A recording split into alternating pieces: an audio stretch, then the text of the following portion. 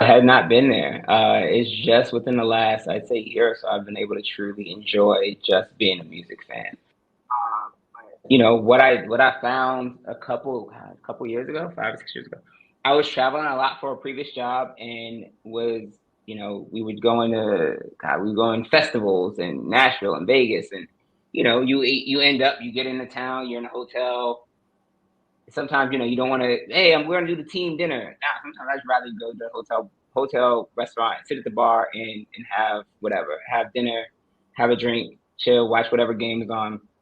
And I found myself talking to bartenders, and just every time you're in the bar, oh, the bartender, like, you want to know what's good in town, or what are the locals think.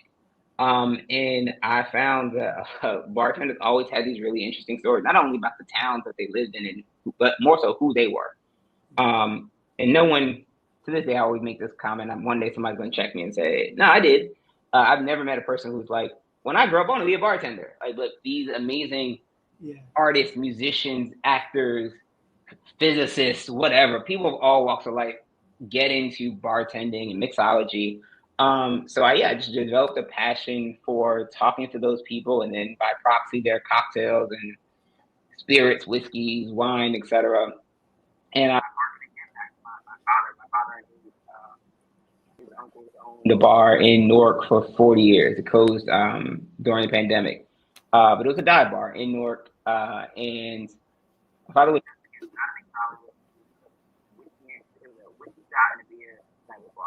but there was a community there. Again, there was a camaraderie of like community that when you went into that bar, any bar that I've ever experienced, no matter what your political affiliation, creed, color, I've had drinks with people who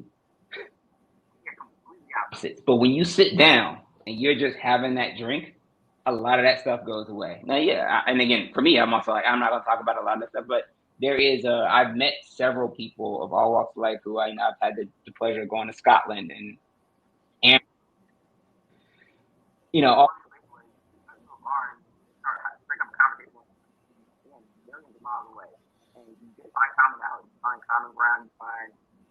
we are all human. We all believe the same. We all have the same trials and tribulations, no matter what our religious beliefs, political beliefs, etc. So, yes, I found this passion kind of, again, kind of not written for several years. I just started kind of writing about those experiences. Started on social media like most people do.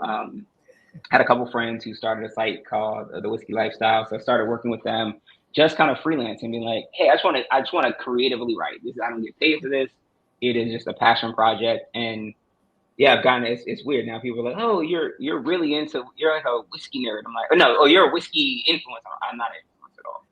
I don't. I'm a creator. I feel like, again, that's that thing. I just like creating. I told somebody the other day, I don't really care if anyone ever reads or hits a like on my story. I want to put it out there because I enjoyed it, and I find that the story of these 5 generations of whiskey makers in the Highlands of Scotland, or this rock band that loved whiskey and they one day decided to do a whiskey brand, yada yada. All those stories are interesting to me. Or this, again, physicist who was like, oh, I like making cocktails, and took their physics mind and put it toward making cocktails. Those are weird, not weird. Those are very interesting, and weird in a good way. Those are very interesting stories that I don't see anywhere else. So if I think it's interesting, I want to share it. So however I get to share those things, that's kind of been my passion. Beyond that, man, I'm a Marvel movies nerd. I think that's the other thing, to a much less extent. I'm definitely not a Marvel content creator, but yeah, that's how I spend most of my time. Is like, what is that story? Yeah, I just can't not tell a story. So whether it's what is that story? What is that experience? I think we ran into each other a couple months back at a Remy event. Remy? Yeah. Yes, I think it was the DJ Cassidy thing. Yeah, yeah. I Yeah. was in So the yeah, Convention Center. Yeah. exactly. And I'm like, again, we were at a spirit thing, but because of that connection of spirits and music, which is the other thing, alcohol and music have always gone together. So like there's a through line there again that is like, oh, I understand this world. And those bartenders, those people who make the spirit, whether it's a blender, a distiller, etc., they're just like art. They're no different than artists, whether it's a Yeah. songwriter or a musician. They have a passion for what they do. And hearing them talk about that passion again is the same vibe I used to get when their their album and their music. Yeah.